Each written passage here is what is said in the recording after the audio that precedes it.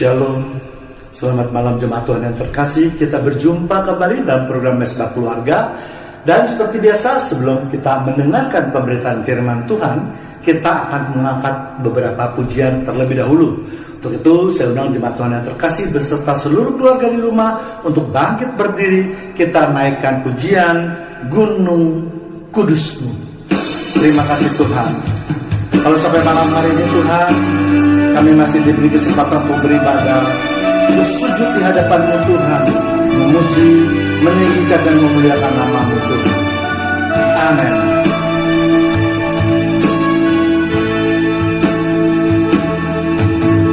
Bawaku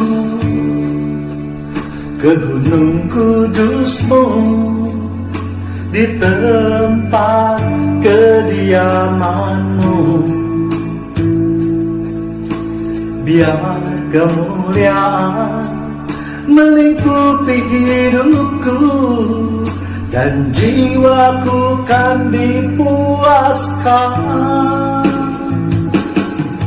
Hanya dekat-Mu, itu yang ku perlu. Kau sumber penghiburanku, dan Kau yang ubahkan air mataku jadi lembah bermata air. Sebab itu ku memuji-Mu, Engkau Allahku, Tuhan selalu puji-Mu dan angkat tangan sembah-Mu, tinggikan nama-Mu, Yesus, kemuliaan bagi-Mu.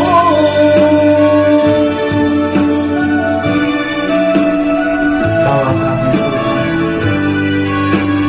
ke dalam Gunung Kudus-Mu.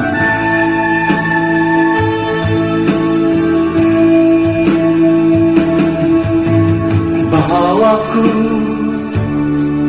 ke Gunung Kudus-Mu, di tempat kediaman-Mu. Amin. Biar kemuliaan melingkupi hidupku dan jiwaku kan dipuaskan. Hanya dekat-Mu, itu yang ku perlu. Kau sumber penghiburanku, dan Kau yang ubahkan air mataku jadi lembah yang bermata air. Mari kita angkat suara kita. Sebab itu ku memuji-Mu, Engkau Allahku, mulutku kan selalu puji-Mu dan angkat tangan sembah-Mu, tinggikan nama-Mu, Yesus, kemuliaan bagi-Mu.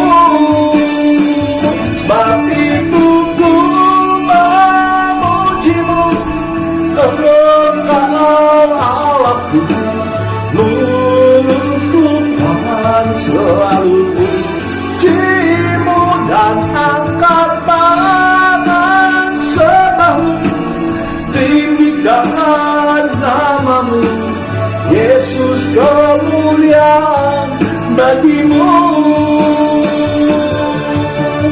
Yesus, kemuliaan bagi-Mu. Yesus, kemuliaan bagi-Mu.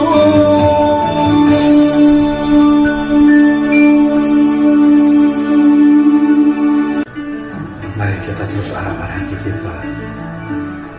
Kita senangkan hati Tuhan kita pada malam hari ini. Kita angkat satu pujian, layak dipuji, disembah.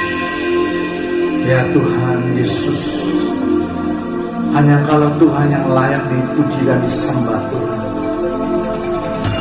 Kami sungguh bersyukur bahwa Tuhan begitu baik. Hanya kepada-Mu lah kami memuji dan memuliakan Allah. Urapi kami Tuhan, bimbing kami hidup kami Tuhan, kuatkan hidup kami dalam penderitaan maupun dalam kesesakan Tuhan. Biarlah pujian yang menyenangkan hati Tuhan. Terima kasih Tuhan Yesus. Terima kasih Tuhan Yesus. Terima kasih Tuhan Yesus. Amin.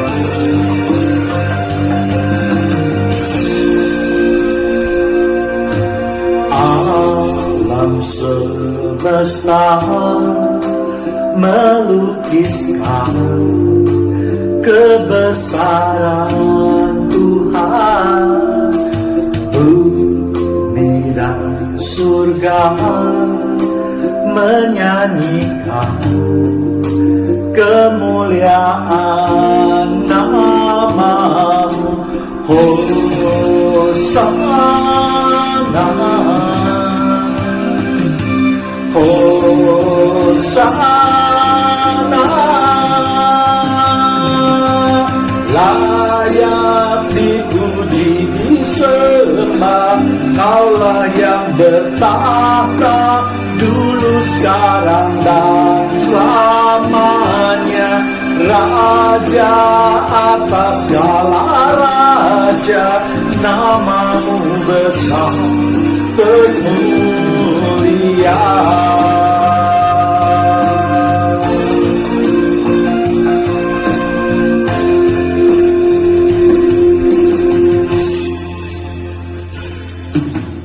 Alam semesta melukiskan kebesaran Tuhan. Amin. Bumi dan surga menyanyikan kemuliaan nama-Mu. Hosana,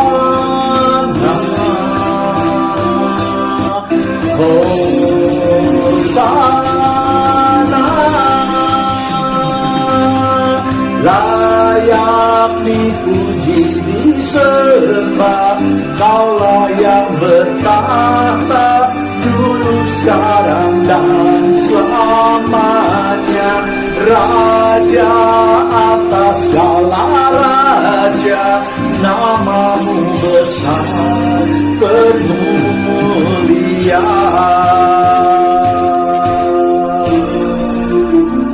Benar Tuhan, nama-Mu yang terbesar dan termulia di kolong langit itu Tuhan. Biarlah kami boleh terus memuji dan memuliakan nama-Mu Tuhan. Oh, sungguh baik Kau Tuhan dalam hidup kami Tuhan. Kau yang terus memberkati kami semua Tuhan. Terpujilah nama-Mu Tuhan. Haleluya. Amin.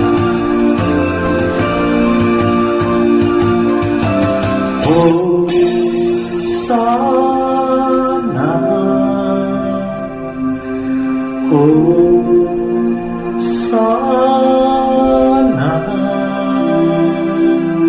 Hosana,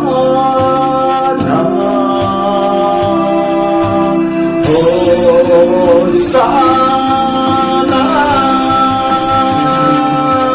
layak dipuji disembah. Kaulah yang bertahta dulu, sekarang, dan selamanya. Raja atas segala raja, nama-Mu besar termulia. Layak dipuji disembah. Kaulah yang bertahta dulu, sekarang, dan selamanya. Raja atas segala raja, nama-Mu besar termulia. Nama-Mu besar termulia.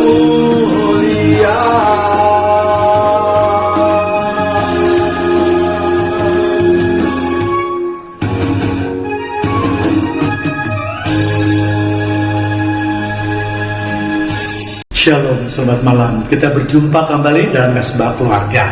Dan pada malam hari ini kita sama-sama akan belajar suatu topik yang saya beri judul Misteri Pohon Ara yang Dikutuk. Namun seperti biasa kita akan berdoa terlebih dahulu.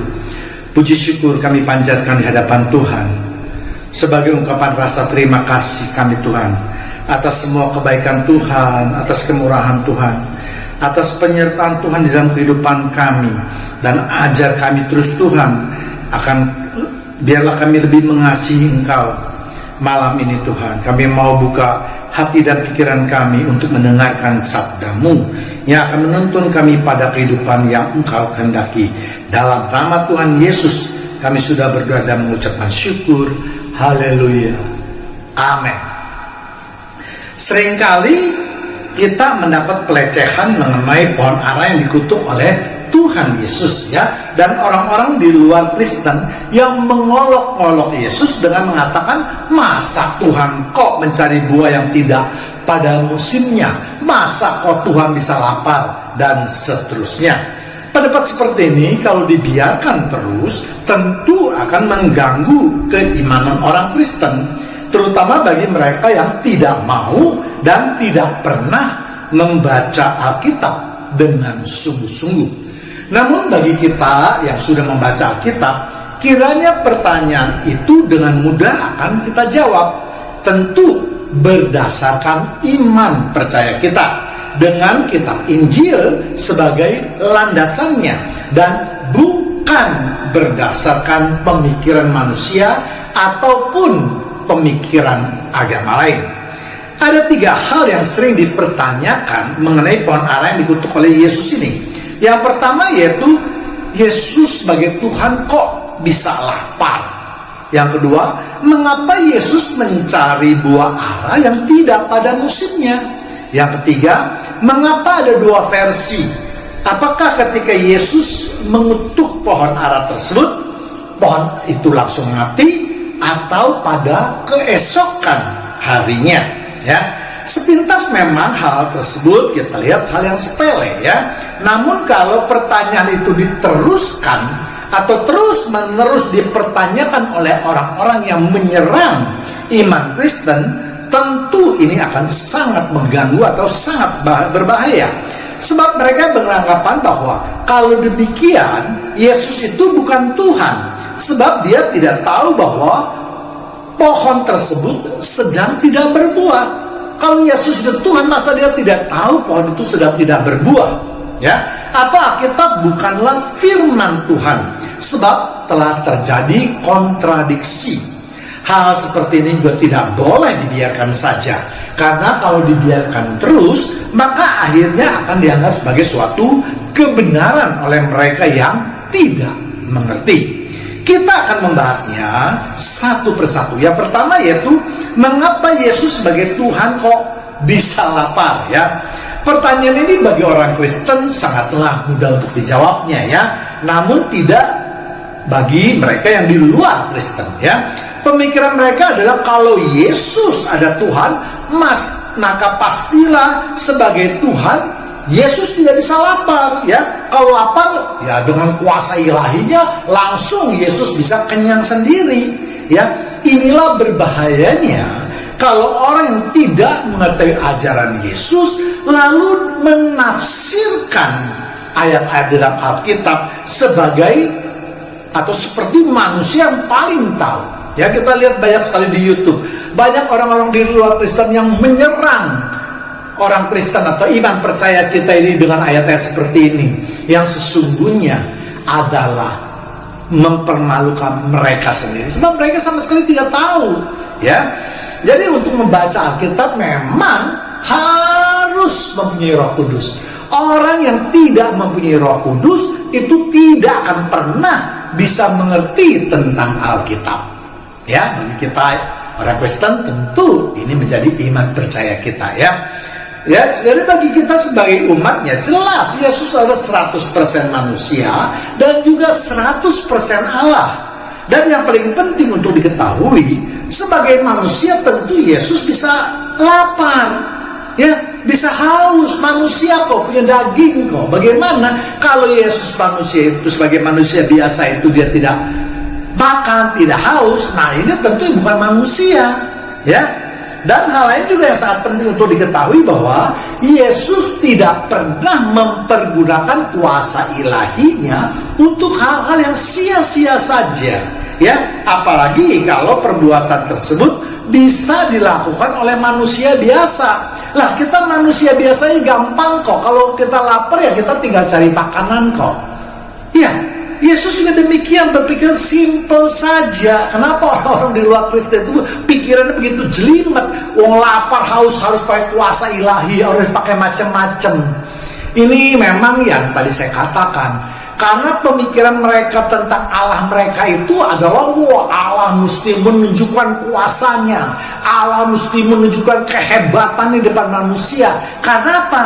Karena mereka tidak pernah melihat kuasa Allah mereka. Kalau kita sudah dari 5.000 tahun yang lalu, ketika Musa pertama kali keluar, itu Allah sudah menunjukkan betapa hebat kuasanya. Bahkan dari kitab Kejadian sudah dinyatakan mulai daripada alinea pertama atau ayat pertama. Ia akan mengenai penciptaan. Allah sudah menciptakan alam semesta ini. Jadi apalagi harus dibuktikan oleh Allah Tuhan kita, orang Kristen. Ya, jadi jangan heran kalau Allah yang di sebelah itu selalu menuntut supaya Allah memperlihatkan kuasanya. Namun anehnya mereka tidak mau memaksa atau meminta kepada Allah mereka untuk menunjukkan kuasanya, membuktikan bahwa Allah mereka sungguh berkuasa. Ya, kalau kita udah sekali lagi tidak perlu kita menyatakan hal itu. Yang kedua adalah mengapa Yesus mencari buah ara yang tidak pada musimnya, ya. Untuk itu kita akan melihat ayatnya terlebih dahulu. Markus 11 sampai 13. Pasal 11 ayat 13. Dari jauh ia melihat pohon ara yang sudah berdaun, ia mendekatinya untuk melihat kalau-kalau ia mendapat apa-apa pada pohon itu. Tetapi waktu ia tiba di situ, ia tidak mendapatkan apa-apa selain daun-daun saja, sebab memang bukan musim buah ara. Mari kita kupas kalimat di dalam ayat tersebut, ya. Jadi dalam suatu perjalanan ketika Yesus akan meninggalkan Betania menuju ke Yerusalem atau ke Bait Allah, dikatakan dari jauh Yesus melihat suatu pohon ara yang sudah berdaun, ya. Dari Yesus memandang pohon tersebut dari kejauhan, dan yang dilihat pohon tersebut sudah berdaun. Artinya pohon tersebut baru saja merontokkan daunnya dan atau mengalami musim dingin. Karena itulah biasanya pohon ara akan merontokkan daunnya, seperti kebanyakan pohon lain di musim dingin. Dan ketika itu dipastikan baru memasuki musim semi. Di dalam musim semi inilah biasanya tumbuh-tumbuhan baru menumbuhkan daunnya. Dan kita harus mengerti bahwa pohon ara itu menghasilkan buah sebanyak 3 kali dalam setahun, ya, yaitu pada musim semi, pada musim panas, dan pada musim dingin. Jadi yang Yesus cari tentu bukan pada buah pada musim kedua musim lainnya, ya, tetapi buah pada musim dingin, ya. Dan hal ini juga biasa dilakukan oleh orang-orang Yahudi yang lain, ya. Ketika mereka dalam suatu perjalanan, jika mereka merasa lapar, maka mereka akan mencari buah ara untuk dimakan. Jadi hal seperti ini bukan sesuatu yang aneh, bukan sesuatu hal yang luar biasa. Memang bagi mereka di Indonesia yang tidak mengetahui mengenai adat tersebut atau kebiasaan tersebut menjadi aneh gitu. Masa orang lagi jalan lapar terus mencari buah? Tidak aneh. Dan hal ini kalau kita lihat di desa-desa juga seperti itu di Indonesia, ya kan? Kalau mereka dalam satu perjalanan ke hutan misalnya, atau dari satu desa ke desa lain yang melewati daerah yang sepi, kalau mereka lapar, mereka mencari buah apa yang ada di sekelilingnya. Jadi tidak aneh. Yesus pun demikian ketika perjalanannya dari Betania menuju ke Yerusalem. Ketika dia merasa lapar, nanti kita akan kupas mengapa mereka lapar, ya. Kalau mereka melihat ada pohon ara, ya mereka mencari buah ara. Jadi tidak ada yang aneh sama sekali. Ya. Jadi jangan dibayangkan juga seperti pohon mangga yang tidak berbuah pada musimnya, ya. Tetapi yang dimaksud di sini sekali lagi adalah buah yang dihasilkan pada musim dingin. Padahal ketika itu sudah memasuki musim semi. Ya, jadi harus dibedakan ini. Jadi yang Yesus cari adalah buah pada musim dingin, tetapi pada waktunya, waktu mencarinya adalah pada waktu musim semi, yaitu dalam suatu perjalanan. Mungkin bisa saya ilustrasikan lebih gampang seperti ini. Kalau dulu kita di SD diajarkan di Indonesia bulan yang ber itu kan hujan, ya kan? Mulai dari pada September, Oktober, November, Desember, ya kan? Januari sudah masuk musim kemarau. Nah, saya ingin tanya, kalau misalnya pada tanggal 5 Januari, apa itu sudah tidak ada hujan? Tanggal 8 Januari, tanggal 10 Januari, apa tidak ada hujan? Apa hujannya tanggal 1 Januari langsung stop? Tidak ada hujan lagi yang boleh lewat bulan Januari. Ya, jadi pemikiran bodoh seperti ini memang kalau kita beri penjelasan dan mereka tidak mau terima, ya susah. Iya kan? Jadi jelas, ya, walaupun yaitu Desember hujan sudah selesai, tetapi hujan masih mungkin terjadi di bulan Januari, tetapi tentu intensitasnya rendah, bahkan kadang-kadang sampai Februari. Ya, Yesus pun demikian ketika dia mencari buah ara pada musim dingin. Yesus merasa, atau orang-orang Yahudi biasa merasakan bahwa ya namanya buah musim Desember kan mungkin saja masih bisa tersisa, karena buah itu bukan ditanam di kebun, buah itu liar di perjalanan. Jadi kalau jarang sekali orang yang melalui jalan tersebut, tentu sisa-sisa buah pada musim dingin itu masih ada. Sebaliknya, kalau banyak pejalan yang melintasi jalan rute tersebut, perjalanan tersebut, tentu kemungkinan besar buah pada musim dingin sudah habis. Jadi very simple, sangat-sangat sederhana sekali, ya.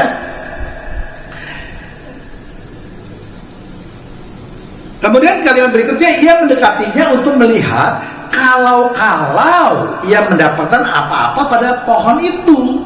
Jadi setelah Yesus melihat pohon ara itu sudah mulai berdaun dari kejauhan, maka Yesus mendekati pohon tersebut, dan tadi dikatakan Alkitab, kalau ia mendapatkan sesuatu dari pohon tersebut. Untuk melihat buah pohon ara tentu tidak bisa dari jauh, karena buah ara itu tidak besar, ya kan? Sedangkan daun-daunnya dia lebar. Jadi bagi mereka yang tidak mengerti pohon ara, ya susah. Ya, ini bukan seperti pohon kelapa gitu yang dari jauh kita udah bisa lihat, oh itu ada buahnya, atau pohon mangga yang buahnya di luar. Tetapi pohon ara ini buahnya itu terselip di antara dedaunan, dan tidak mudah untuk mencarinya. Ya, daunnya lebar, buahnya tidak besar. Ya, dan ini harus dipikirkan. Jadi bagi mereka yang tidak mau tahu tentang pohon ara, hanya hanya ingin mencari kesalahan Alkitab, tentunya mereka dipermalukan, ya. Jadi jelas, ya. Jadi untuk itulah makanya Yesus mendekati pohon tersebut, ya. Namun ada pertanyaan lain, bukankah Yesus itu adalah Tuhan? Kalau Tuhan, Yesus tahu dong pohon itu berbuah atau tidak. Lagi-lagi saya mau katakan, hal jelimet begini aja kok untuk memastikan suatu pohon berbuah atau tidak, kok mesti pakai kuasa ilahi gitu loh.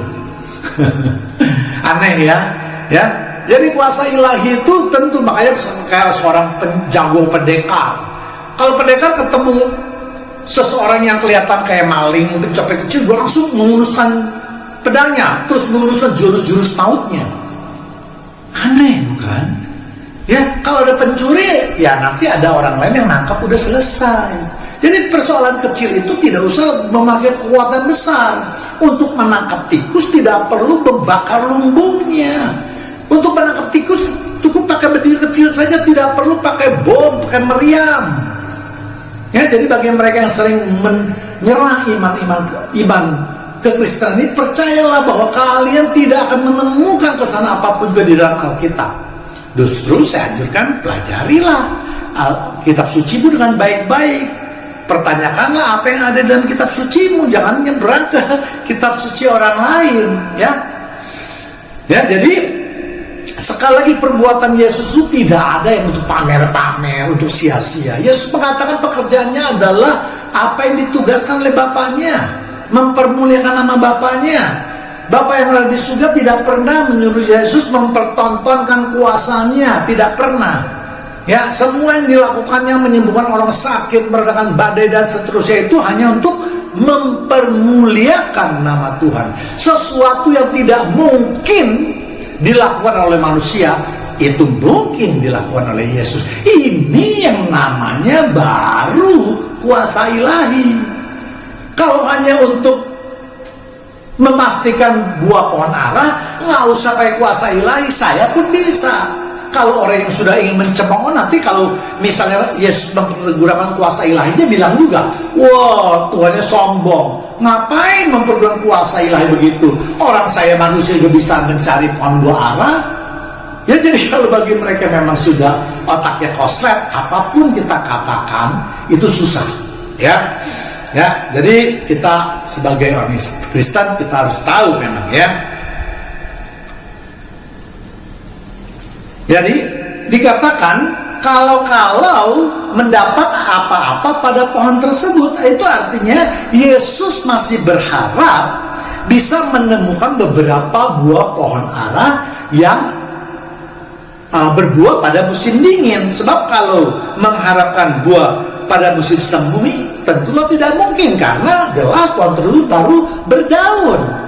Ya, pohon berbuah kalau daunnya sudah cukup, daunnya sudah lebat, dia baru berbuah. Dan ini nggak usah Yesus, kita semua pun tahu di Indonesia, ya. Kalau kita tanam pohon mangga misalnya, pohonnya masih kecil, daunnya masih dikit, jangan berharap dia itu berbuah, ya kan? Kalau daunnya sudah besar, pohonnya sudah besar, daunnya sudah rimbun, baru kita berharap pohon tersebut dapat berbuah. Nah, jadi Yesus sama seperti pemikiran kita manusia. Yesus nggak perlu pakai kuasa ilahinya pamer-pamer kepada muridnya. Muridnya udah tahu kok Yesus itu siapa kok. Yesus mampu mengadakan perbuatan-perbuatan atau mukjizat-mukjizat yang besar. Kalau cuma memastikan buah pohon ara itu, aduh, kecil banget deh, ya. Nggak usah baper gitu loh, kata orang muda sekarang ini, ya. Kita lanjutkan. Tetapi waktu ia tiba di situ, ia tidak mendapat apa-apa selain daun-daun saja, sebab memang bukan musim buah ara, ya. Namun, ya, ketika Yesus sampai di sana, ketika Yesus mencari-cari, memang tidak ada buahnya, karena buah tersebut sudah habis. Ya, yang tadi saya katakan, mungkin banyak para pejalan yang memakan atau mengambil buah tersebut. Ya, karena memang di dalam suatu perjalanan seringkali mereka kehabisan makanan, kehabisan minuman, dan buah-buahan itu menjadi salah satu makanan alternatif buat mereka di dalam perjalanan. Ya, jadi sekali lagi tidak ada yang aneh di dalam ayat yang baru saja kita bacakan tadi, ya. Kemudian ada lagi pertanyaan susulan. Karena Yesus marah, lalu pohon tersebut dikutuk sehingga mati, katanya, ya. Kita lihat dulu ayatnya, ya. Matius 21 ayat 19. Dekat jalan ia melihat, bukan di kebun, ya. Dekat jalan ia melihat pohon ara itu, lalu pergi ke situ. Tetapi ia tidak mendapatkan apa-apa pada pohon itu selain daun-daun saja. Katanya kepada pohon itu, engkau tidak akan berbuah lagi selama-lamanya. Dan seketika itu juga keringlah pohon ara itu. Jadi dalam ayat tersebut tidak pernah dikatakan Yesus marah langsung mengutuk, hai pohon ara, keringlah, matilah engkau. Tidak pernah, ya. Yang benar adalah Yesus berkata kepada pohon tersebut, engkau tidak akan berbuah lagi untuk selama-lamanya. Tentu bagi kita sebagai orang Kristen, di dalam membaca suatu ayat atau kalimat di dalam Alkitab itu mempunyai dua arti. Kalau hanya dikatakan dikutuk saja, itu mungkin nanti bisa diartikan yang macam-macam. Tetapi Yesus yang berkata, engkau tidak akan berbuah lagi untuk selama-lamanya. Ya, jadi ya, tentu ada maksud yang ingin disampaikan oleh Yesus dengan perkataan tersebut. Ya, yang harus dipertanyakan justru apa sih kegunaan pohon ara sebenarnya? Ya kan, apakah diambil buahnya, diambil daunnya, diambil batangnya, dan seterusnya. Atau untuk berteduh. Kalau untuk berteduh kan tidak cocok pohon ara itu ditanam.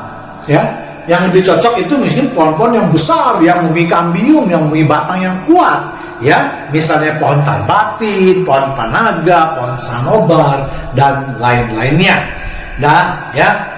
Demikian juga kalau diambil batangnya, lebih baik juga ditanam pohon-pohon yang besar yang tadi saya sebutkan tadi, ya.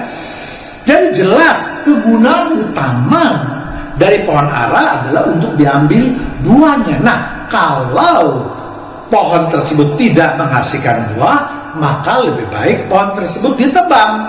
Demikian juga misalnya ketika kita menanam pohon kelengkeng misalnya, kita sudah tanam 5 tahun, 10 tahun tidak berbunga, tidak berbuah.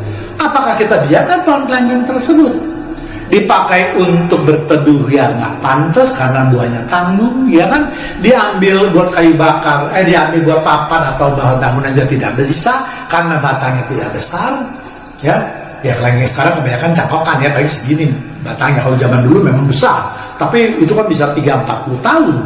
Ya, jadi pemikiran-pemikiran ini itu simple gitu loh. Kalau kita tanam pohon lengkeng tidak berbuah 5-10 tahun, ya ditebang, diganti dengan pohon lain. Iya kan? Yesus juga mempunyai pikiran yang sama. Kalau pohon itu tidak ada buahnya, ya ditebang saja, gitu loh ya. Dan ini dapat kita lihat juga perumpamaan lain yang dikatakan oleh Yesus di Lukas 13 ayat 6-7. Lalu Yesus mengatakan perumpamaan ini. Seorang mempunyai pohon ara yang tumbuh di kebun anggurnya, dan ia datang untuk mencari buah pohon itu, tetapi ia tidak menemukannya. 7. Lalu ia berkata kepada pengurus kebun anggur itu, sudah 3 tahun aku datang mencari buah pada pohon ara ini, dan aku tidak menemukannya. Tebanglah pohon ini. Untuk apa ia hidup di tanah ini dengan percuma? Ya, Alkitab mencatat sebenarnya bahwa kita tidak boleh sembarangan menebang pohon. Ya, dapat kita lihat di Ulangan 20 ayat 19-20. Apabila dalam memerangi suatu kota, engkau lama mengepungnya untuk direbut, maka tidak boleh engkau merusakkan pohon-pohon sekelilingnya dengan mengayunkan kampak kepadanya. Buah-buahnya boleh kau makan, tetapi batangnya janganlah kau tebang. Ya, sebab pohon yang di padang itu bukan manusia, jadi tidak patut ikut kau kepung. 20. Hanya pohon-pohon yang engkau tahu tidak menghasilkan makanan boleh kau rusak dan kau tebang untuk mendirikan pagar pengepungan terhadap kota yang berperang melawan engkau sampai kota itu jatuh.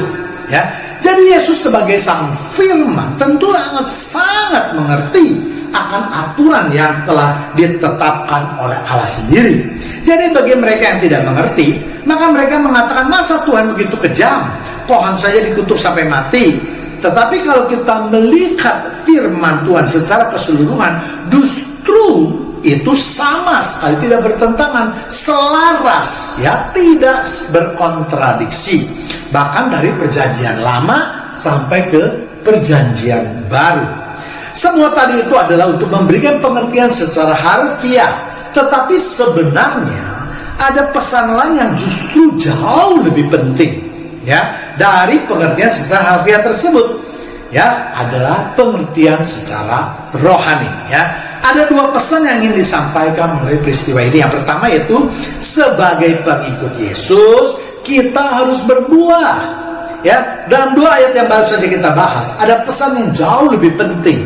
Yesus ingin mengatakan kepada murid-muridnya, kepada bangsa Israel ya pada saat itu, bahwa percuma saja kalau kehidupan mereka dari luar kelihatannya begitu hebat, di mana-mana mereka berdoa, bersembahyang dan seterusnya, namun mereka tidak menghasilkan suatu perbuatan yang berguna untuk masyarakat sekitarnya. Hosea 9 ayat 10, seperti buah-buah anggur di padang gurun, aku mendapati Israel dahulu, seperti buah sulung sebagai hasil pertama pohon ara. Aku melihat nenek moyangmu, tetapi mereka itu telah pergi kepada Baal Peor dan tidak membaktikan diri kepada dewa keaiban, sehingga mereka menjadi kejijikan sama seperti apa yang mereka cinta itu. Jadi perkataan Yesus itu untuk mengingatkan kepada murid-murid Yesus bahwa di dalam kehidupan mereka harus berbuah. Bangsa Yahudi adalah bangsa pilihan dan buah sulung yang terpenting di dalam kehidupan mereka. Jadi mereka harus berbuah. Untuk itulah maka Yesus mengatakan harus berbuah kepada murid-muridnya. Buah adalah untuk dimakan, ya, kalau bibit untuk ditebar. Buah untuk dimakan oleh orang lain, oleh makhluk lain, apakah itu kelawar boleh, apakah manusia, apakah monyet, dan seterusnya. Buah itu juga harus manis. Kalau buah pahit itu tidak akan disentuh oleh makhluk hidup, ya. Artinya perbuatan-perbuatan yang kita hasilkan juga harus dirasakan dampaknya bagi orang-orang di sekeliling kita. Ya, Yesus sangat menekankan perbuatan yang baik, perbuatan yang bisa dirasakan oleh masyarakat sekitar, bukan hanya pada mereka yang pandai berucap dan berkata-kata seperti kebanyakan orang saat ini. Ya, katanya ajarannya damai, tetapi pada kenyataannya suka melakukan kekerasan kepada pengikut agama lain, ya, penjagaan rumah ibadah, ya, bahkan melarang mendirikan atau bahkan berani membubarkan mereka yang sedang beribadah, ya. Demikian juga banyak orang Kristen sendiri yang pandai berkhotbah, ya kan, menyatakan kasih, tetapi dalam perilakunya tidak pernah memperlihatkan kasih, tidak pernah menolong jemaat yang sedang susah, bahkan dengan tega meminta perpuluhan kepada mereka yang miskin. Ya, ini sebagai bahan renungan buat para pengkhotbah atau para pendeta yang selalu meminta-minta, apalagi dengan memaksa perpuluhan kepada orang miskin. Ya, demikian juga pada jemaat. Ya, jangan hanya bermuka dua, bertopeng. Kalau di gereja, wah kelihatannya baik, wah kalau ditanya apakah kita harus menolong orang kita, kita harus menolong. Kalau perlu tanpa diminta kita harus menolong. Tetapi pada kenyataannya, ketika ada orang, jemaat juga loh yang sudah susah, yang sedang susah, minta ditolong, tidak ditolong, ya kan? Bahkan saya dengar ada orang yang tidak punya, ingin meminjamkan uang, ya kan, dengan menjaminkan rumahnya. Rumahnya itu dibicarakan dulu, harganya ditekan semurah-murahnya, kemudian pinjaman itu dikenakan bunga. Pantaskah ini disebut orang Kristen? Ya, jadi mari jemaat Tuhan yang terkasih, jangan kita jadi munafik hidup di dunia ini. Kalau di gereja hanya pintar ngomong, ya, kita harus menolong, kita harus menyatakan ya kasih, kita harus pengampunan. Tapi di luar gereja kamu lebih jahat dari orang dunia, bahkan lebih jahat daripada iblis. Ya, saya keras dalam hal ini, ya. Biar ini menjadi pelajaran buat kita semua, ya. Jangan pikir karena kamu tiap hari menyembah Tuhan, membaca Alkitab, berdoa, sering ke gereja, kamu masuk dalam kerajaan surga. Tidak.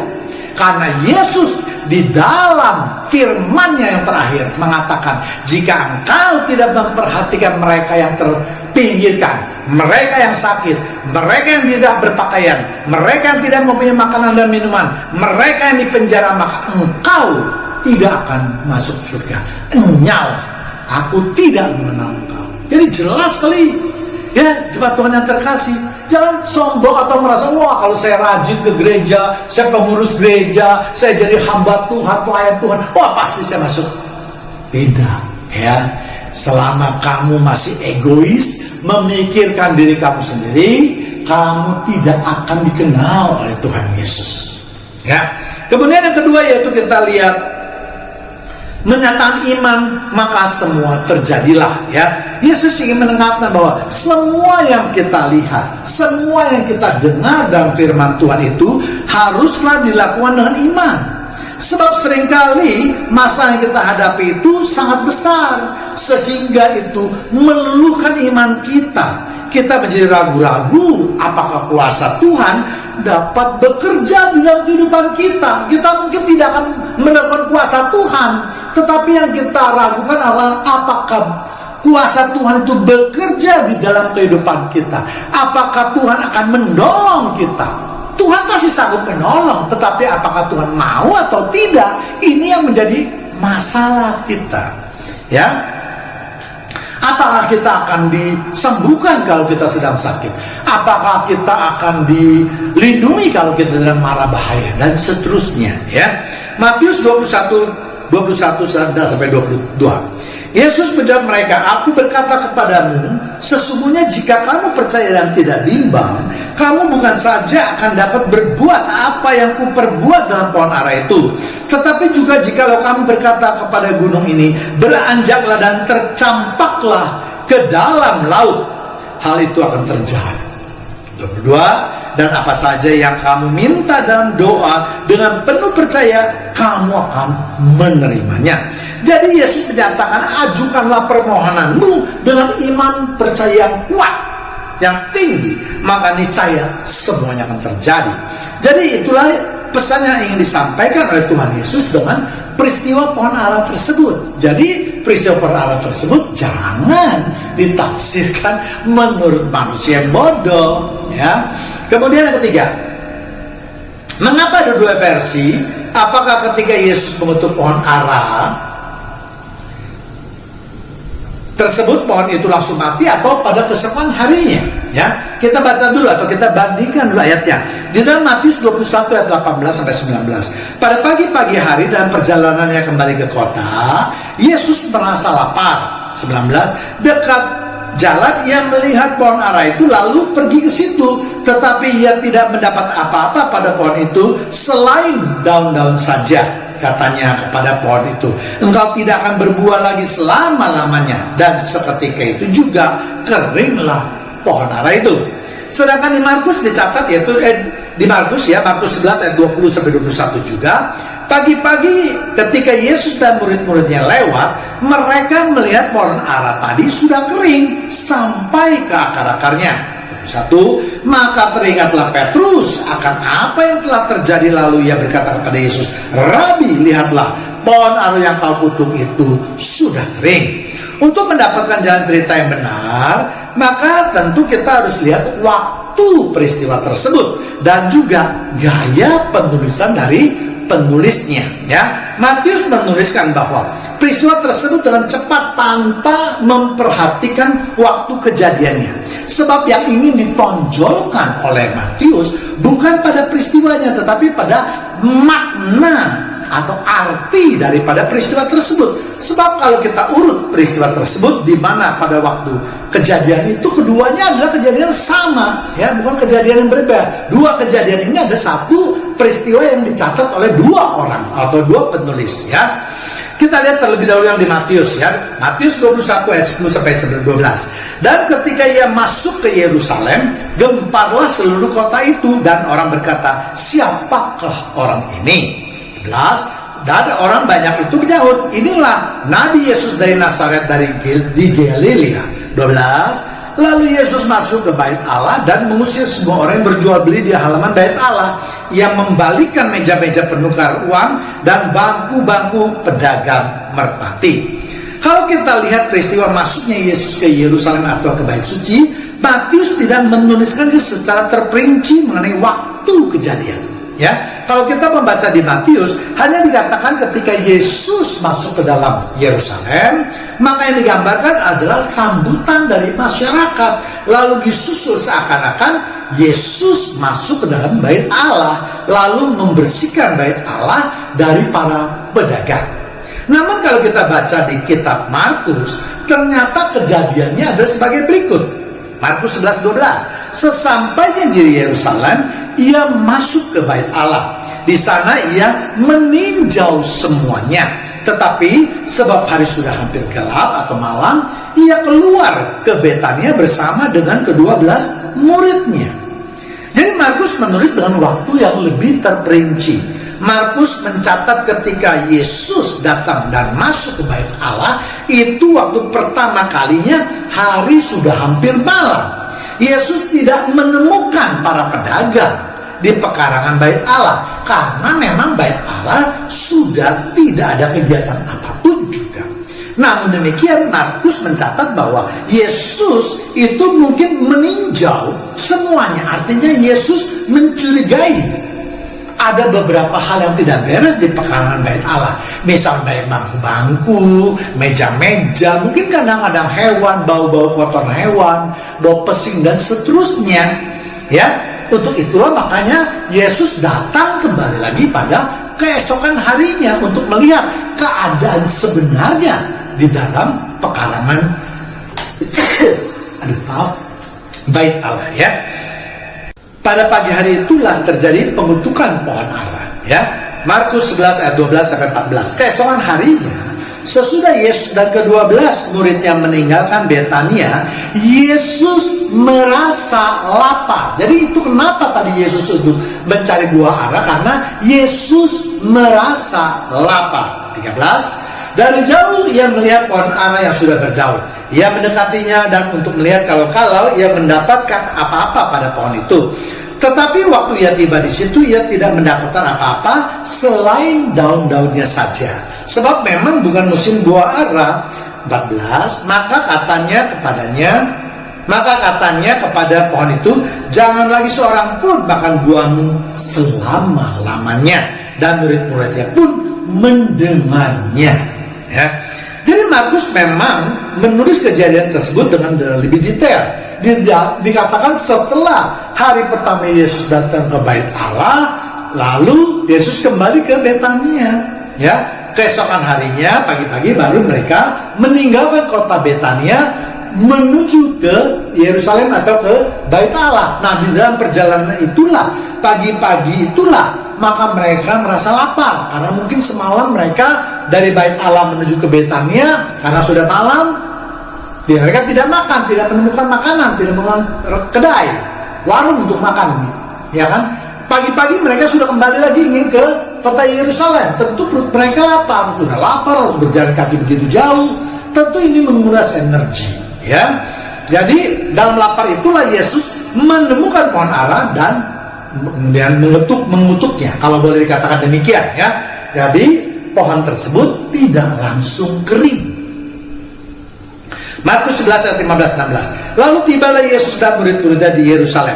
Sesudah Yesus masuk ke bait Allah, mulailah ia mengusir orang-orang yang berjual beli di halaman bait Allah. Meja-meja penukar uang dan bangku-bangku pedagang merpati dibalikannya. 16. Dan ia tidak memperbolehkan orang membawa barang-barang melintasi halaman bait Allah. Jadi setelah peristiwa pohon ara, lalu diceritakan Yesus sampai ke bait Allah dan membersihkan pekarangan bait Allah dari para pedagang. Sedangkan Matius langsung menceritakan Yesus datang ke bait Allah lalu membersihkan para pedagang. Inilah buktinya bahwa memang Markus tidak terlalu memperhatikan waktu kejadian, sedangkan Markus menulis waktu kejadiannya lebih detail, ya. Dan kalau kita perhatikan dengan seksama, sebenarnya LAI sudah memberitahukan masalah tersebut, karena pada paragraf Yesus mengutuk pohon ara sudah dituliskan mengenai kitab Matius, dan LAI juga memberikan 2 paragraf pada kitab Markus, yaitu di Markus 11-12 dan yaitu Markus di pasal 11 12 sampai 14 dan di ayat 20 sampai 26. Ya, jadi inilah memang gunanya kita harus bisa merenungkan firman Tuhan. Jadi firman Tuhan itu tidak selalu dinyatakan secara literal, secara nyata, plak itu aja. Kalau demikian halnya, maka itu tidak usah dikhotbahkan lagi, karena semuanya sudah jelas kan. Ya, ingat, firman Tuhan adalah mutiara yang terpendam. Untuk mendapatkannya kita harus menggalinya, ya. Dengan demikian jelas ya, tidak ada kontradiksi kalau kita mau membuka hati dan mencari kebenaran di dalam kedua peristiwa tersebut, ya. Mudah-mudahan dengan adanya penjelasan mengenai pohon ara ini, kita umat Kristen bisa memberikan penjelasan, penerangan kepada mereka yang memang tidak mengerti apa-apa tentang Alkitab, ya. Mari kita tundukkan kepala kita. Terima kasih Tuhan, kalau pada malam hari ini kami terus dibukakan rahasia mengenai kebenaran firman-Mu. Biarlah kami boleh terus mendapatkan kasih karunia-Mu dengan dibukakan rahasia firman Tuhan, agar kami lebih mengerti dan lebih mengenal akan Engkau. Dalam nama Tuhan Yesus kami sudah berdoa dan mengucapkan syukur, haleluya, amin. Kita baru saja mendengarkan pemberitaan firman Tuhan. Untuk itu kini saatnya kembali kita akan memuji Tuhan. Kita akan satu pujian, Engkaulah kekuatanku. Ya Tuhan, benar Tuhan, Engkaulah kekuatan kami Tuhan. Manakala kami dalam lembah kekelaman, di dalam pencobaan Tuhan, kami butuh kekuatan-Mu Tuhan. Amin. Engkaulah kekuatanku, tempat perlindunganku, saat badai menerpa, aku tak akan goyah, aku tak akan goyah, sebab Kau sertaku.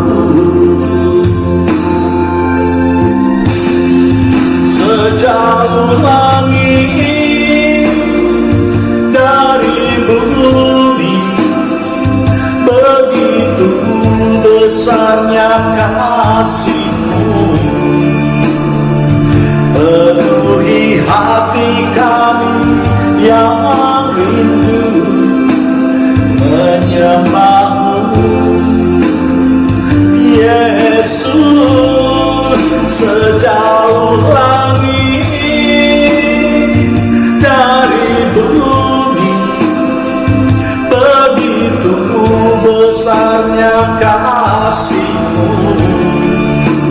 Kaulah Tuhan, kekuatanku, sukacitaku.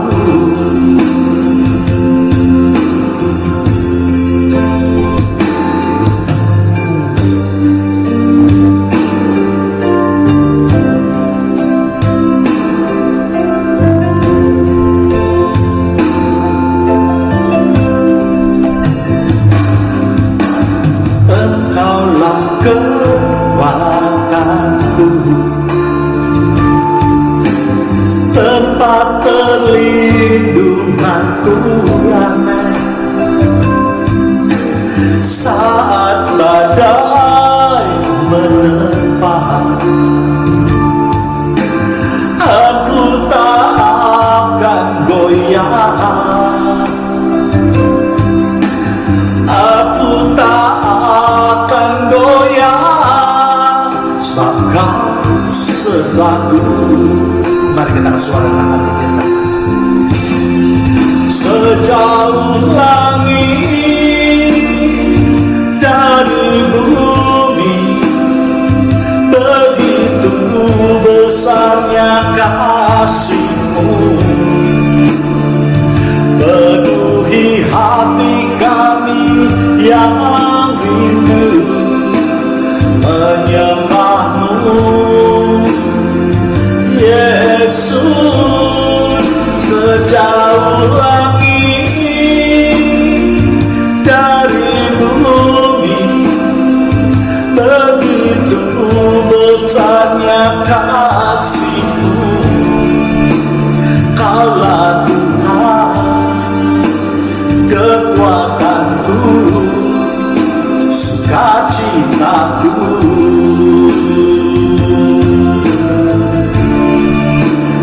Kaulah Tuhan,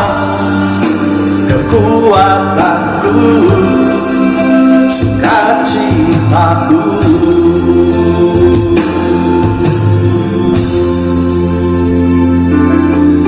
Mari kita terus arahkan hati kita. Kita sudah berada di penghujung acara Mesbah Keluarga ini. Inilah pujian yang terakhir. Bila Kau yang membuka pintu.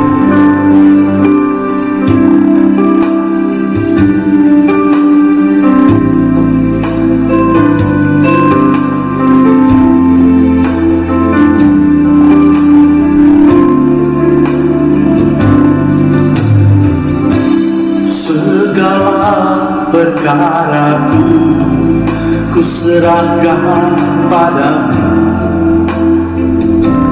Allah pembelaku.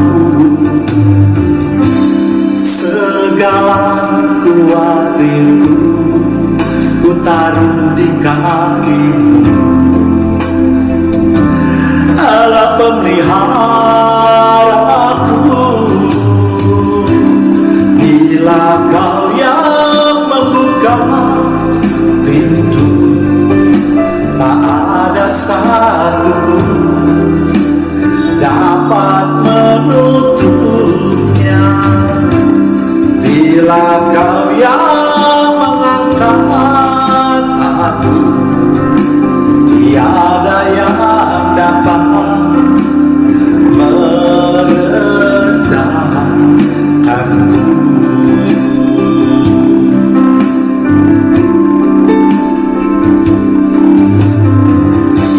Segala perkaraku ku serahkan padamu, Allah pembelaku.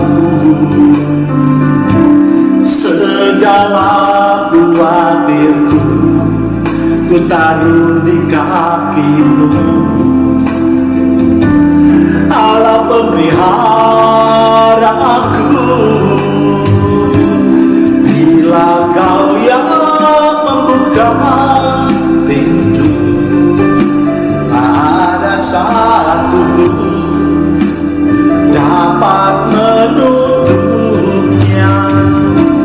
Bila Kau yang mengangkat aku, tiada yang dapat merendahkanku.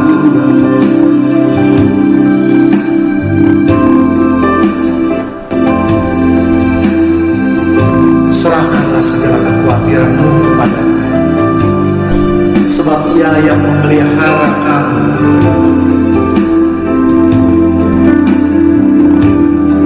Apabila Ia membuka, tidak ada yang dapat menutup. Apabila Ia menutup, tidak ada yang dapat menutup.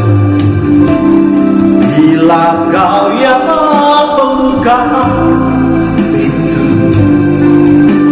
tak ada satu dapat menutupnya. Bila Kau yang mengangkat aku, tiada yang dapat merendahkanku. Tiada yang dapat merendahkanku. Mari kita mengatakan sekali lagi. Tiada yang dapat merendahkanku. Demikianlah ibadah dari Mesbah Keluarga pada kesempatan kali ini. Kita akan berjumpa kembali pada minggu depan jam yang sama. Tuhan Yesus memberkati kita semua.